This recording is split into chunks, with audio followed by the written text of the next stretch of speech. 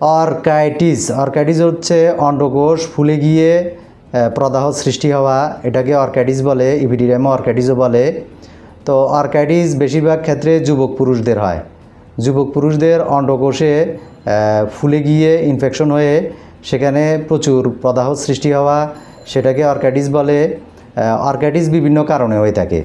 তার ভিতরে উল্লেখযোগ্য কারণ হচ্ছে যে সমস্ত পুরুষ অতিরিক্ত হস্তমৈথুন করেন, যুবক পুরুষ, বিবাহিত অবিবাহিত যে কোনো পুরুষই অতিরিক্ত হস্তমৈথুন করলে, অথবা বাসমান ওষুধ বিক্রেতার কাছ থেকে, রাস্তাঘাটের বাসমান ওষুধ বিক্রেতার কাছ থেকে ওয়ান টাইম যৌন উত্তেজক যদি কোনো ওষুধ সেবন করেন, সেই সমস্ত ওষুধের পার্শ্ব প্রতিক্রিয়ার কারণেও অন্ডকোষে অর্কাইটিস হতে পারে।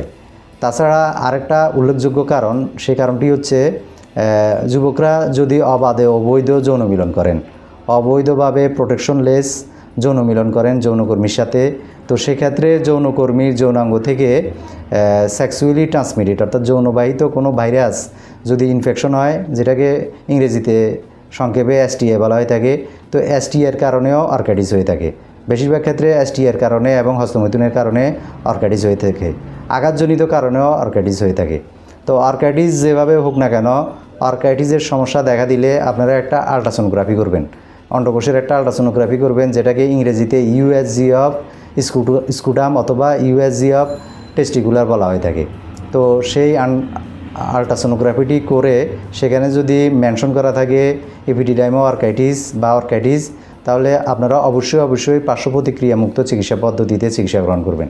পার্শ্ব প্রতিক্রিয়ামুক্ত অরিজিনাল চিকিৎসা পদ্ধতি, হোমিও চিকিৎসা পদ্ধতি, যে চিকিৎসা পদ্ধতিতে চিকিৎসা গ্রহণ করলে, অর্থাৎ ক্লাসিক্যাল হোমিওপ্যাথিক চিকিৎসা পদ্ধতিতে চিকিৎসা গ্রহণ করলে আপনার STIর কারণে হোক, আঘাতজনিত কারণে হোক, হস্তমৈথুনের কারণে হোক, ওষুধের পার্শ্ব প্রতিক্রিয়ায় হোক, যে কারণেই হোক না কেন, অর্কাইটিসের সমস্যাটি স্থায়ীভাবে ভালো হবে ইনশাল্লাহ।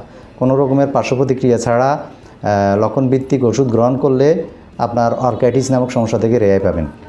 অবশ্যই আপনারা ক্লাসিক্যাল হোমিওপ্যাথিক চিকিৎসা পদ্ধতিতে রেজিস্টার্ড ডাক্তারের শরণাপন্ন হয়ে অর্কাইটিসের চিকিৎসা গ্রহণ করুন। আজকে এই পর্যন্তই। সবাই ভালো থাকবেন। আসসালামু আলাইকুম ওয়া রাহমাতুল্লাহি ওয়া বারাকাতুহু।